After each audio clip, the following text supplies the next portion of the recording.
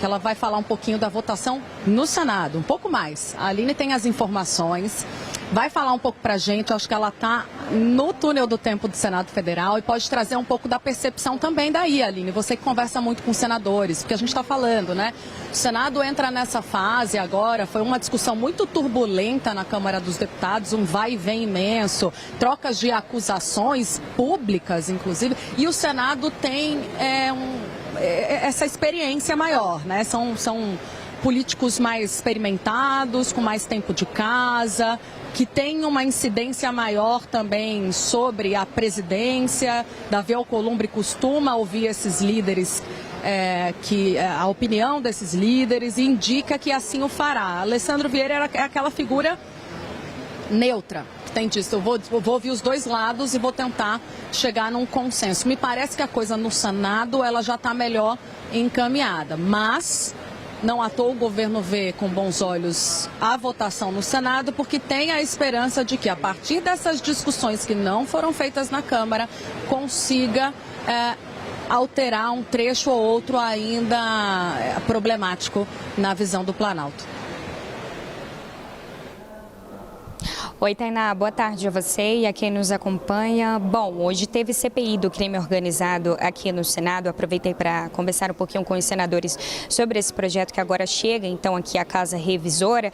E eles chegaram a sinalizar que sim, esse projeto, a tendência é que ele avance mesmo aqui no Senado Federal, mas os senadores disseram que precisam tomar o cuidado ali com as análises de alguns detalhes, algumas modificações que precisam ser de fato realizadas nesse texto, até porque existe um Código Penal, existem leis já existentes e essa lei especial precisa se enquadrar dentro da técnica ali do jurídico também, principalmente em relação às prerrogativas ali da Polícia Federal. Então, o Planalto agora tem essa esperança realmente de retomar alguns trechos do PL antifacção aqui com a análise dos senadores, né? Mas agora, voltando um pouquinho na Câmara dos Deputados, essa sexta versão de Guilherme Derrite, então, foi aprovada ontem pelos parlamentares, 370 votos favoráveis, 110 votos contrários, 3 abstenções, e o relator configura ali, define então facções criminosas como organizações ultraviolentas em seu último parecer nessa sexta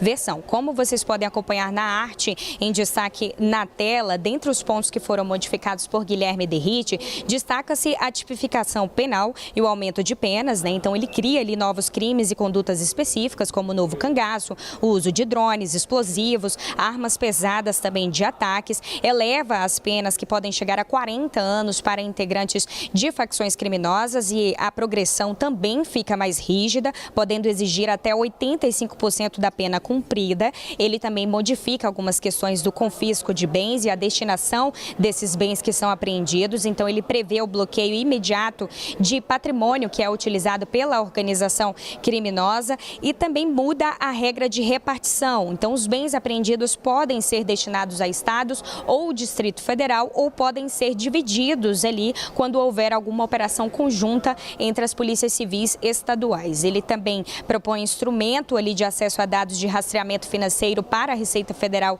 e o Banco Central, e cria também um procedimento específico para o perdimento de bens, e isso inclusive sem a condenação definitiva. O presidente Hugo Mota retirou a emenda parlamentar que buscava equiparar as facções criminosas a grupos terroristas. Isso também foi sinalizado pelo Palácio do Planalto, foi um pedido, mas mesmo com essa sexta versão aprovada ontem na Câmara dos Deputados, o Planalto não ficou satisfeito, avalia que esse texto cria sobreposições legislativas a partir das leis já existentes, reduz os recursos federais ao alterar essa destinação dos bens, o que afetaria a Polícia Federal em relação a alguns fundos específicos de segurança pública, e pode gerar as brechas também que beneficiem financeiramente as organizações criminosas. E aí eles citam a operação deflagrada pela Polícia Federal ontem contra o Banco Massa, e também a Operação Carbono Oculto, que mirou o financeiro, então, de organizações criminosas, né? Os destaques, foi analisado o mérito primeiro, os destaques foram analisados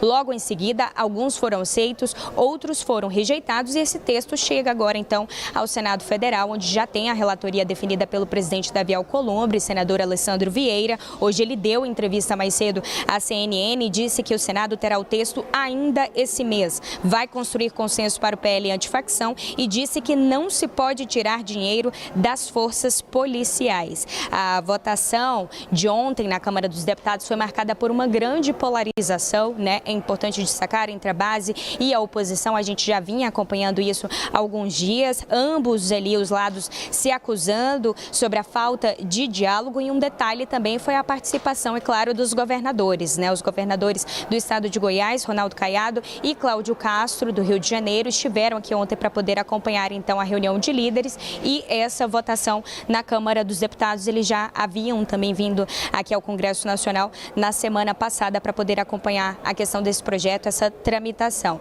Então ele chega aqui no Senado Federal e nós separamos um trecho da fala do relator, senador Alessandro Vieira, sobre essa tramitação aqui na Casa Revisora.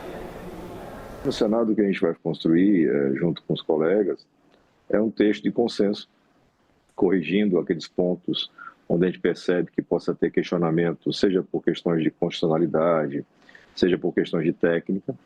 A gente vai ouvir com muita tranquilidade o governo, os representantes da oposição, dos estados, todos aqueles que estão envolvidos efetivamente no combate a facções criminosas. E dentro desse mês, com certeza dentro desse mês, a gente já vai ter um texto pronto, apto a ser votado em plenário e dialogado também com os representantes da Câmara dos Deputados. Acho que a gente tem que ter essa compreensão do sistema bicameral. E ontem ainda conversava com o presidente Hugo Mota e com o relator Derrite, no sentido de que os ajustes que forem feitos vão ser também amplamente conversados com eles.